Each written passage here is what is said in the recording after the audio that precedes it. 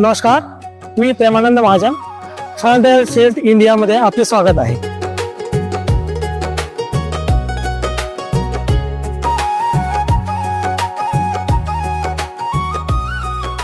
नमस्कार, माझं नाव प्रेमानंद हरी महाजन. मी एक केळी उत्पादक शेतकरी आहे. मी मूळचा तांदळवाडी या गावचा आहे. राहणार तांदळवाडी, तालुका रावेर, जिल्हा जळगाव, महाराष्ट्र.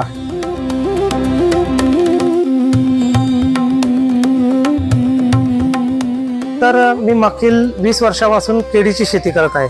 आता केळीची शेती करत असताना जे मला वेगवेगळे अनुभव आले ते मी इथे आपल्यासोबत शेअर करण्याचा प्रयत्न करतोय.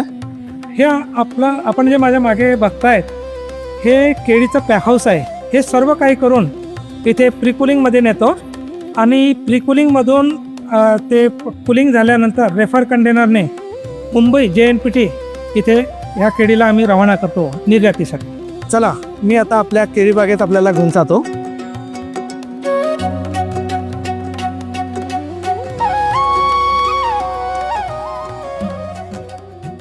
जी आपण आता केळीची बाग बघत आहात ही एप्रिल महिन्यात लागवड केलेली आहे. आपणास कल्पना आहे, जळगाव जिल्ह्यात एप्रिल महिना आणि मे महिना ही 45 डिग्रीच्या वरती टेम्परेचर असतं. तर ह्या 45 डिग्रीमध्ये जी नाजूक रोपं आपण लॅबमधून किंवा पॉली हाऊसमधून आणतो आणि शेतावरती प्लॅन्टिंग करतो, तर ह्या टेम्परेचरमध्ये ही जी नाजूक रोपं लॅबमधून किंवा पॉली हाऊसमधून आलेली असतात यांना जगवणं खूप जिकरीचं असतं. तर आपण याच्यावरती एक सोल्युशन म्हणून, त्याला सावली म्हणून, लागवडीपूर्वी सनहेम याची प्लॅन्टिंग करतो पश्चिमेच्या बाजूला, आणि पश्चिमेला त्याला थोडी ग्रोथ झाल्यानंतर पूर्वेकडून केळीची प्लॅन्टिंग करतो.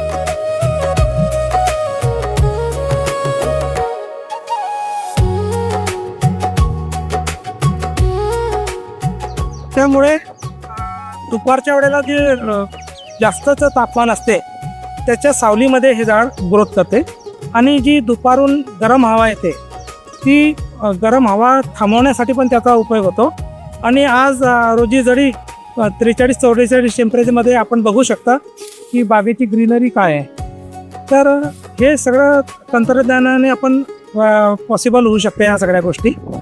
त्यानंतर केळी म्हटलं तर भारतात आज जेवढेही क्रॉप होत आहेत हॉर्टिकल्चर्समध्ये किंवा खरीप हंगामात किंवा रब्बी हंगामात, एवढे आपण क्रॉप घेतो ते 1200 ते 1500 रोपं बसवतो. आणि ह्या सगळ्या रोपांना, सगळ्या प्लॅन्ट्सला आपण युनिफॉर्म अन्नद्रव्यांचा पुरवठा करत असतो.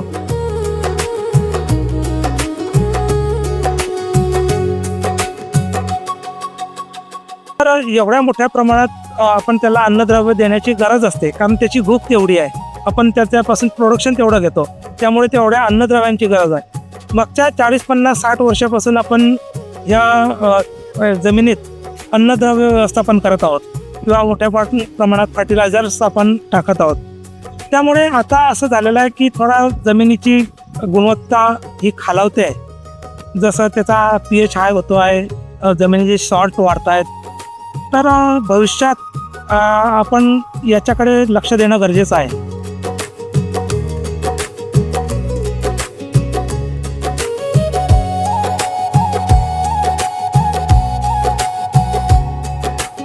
बायो फर्टिलायझर किंवा ऑर्गॅनिक फर्टिलायझर हे देऊन कसं आपण आता आपल्याला भविष्यात प्रोडक्शन काढायचं आहे यावरही विचार करावा लागेल. तर आपण आता भविष्यात जसं शेणखत आपण टाकतोच आहे, बहुतेक जळगाव जिल्ह्यातले बरेचसे शेतकरी मोठ्या प्रमाणात शेणखताचा उपयोग करत आहेत. तर शेणखताचा आता मिळणं थोडं कठीण होते. तर बायो फर्टिलायझर आपल्या पुढे चांगला विकल्प आहे.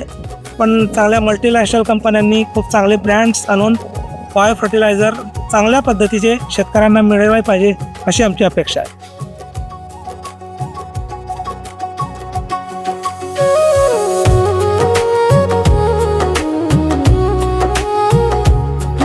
जसं की मी आपल्याला म्हटलो की आता आपल्याला मोठ्या प्रमाणात बायो फर्टिलायझरची गरज आहे. तर येत्या जुलै महिन्यात जे आम्ही प्लॅन्टिंग करणार आहोत त्यात बायो फर्टिलायझरचा उपयोग करून कसं उत्पादन वाढवता येईल याबद्दल आम्ही आता नवीन प्रयोग करणार आहोत. तर जी एक मोझॅक, जी सर्व शेतकऱ्यांना आपल्याला माहिती आहे, मल्टीनॅशनल कंपनी, त्यांचा एक बायो फर्टिलायझर रेन्यूस म्हणून आहे. तर ह्या बायो फर्टिलायझरचा उपयोग करून आपण उत्पादनात कशी वाढ करू शकतो किंवा रासायनिक खतांचा काही प्रमाणात आपण कमी करून बायो फर्टिलायझर जास्तीत जास्त वापर करून कसं आपण त्याला ॲडॉप्शन करू शकतो याबद्दल आम्ही जुलै महिन्यात प्रयोग करणार आहे. ते आम्ही नेक्स्ट एपिसोडमध्ये आपल्याला निश्चितच त्याबद्दल सगळं माहिती देऊ.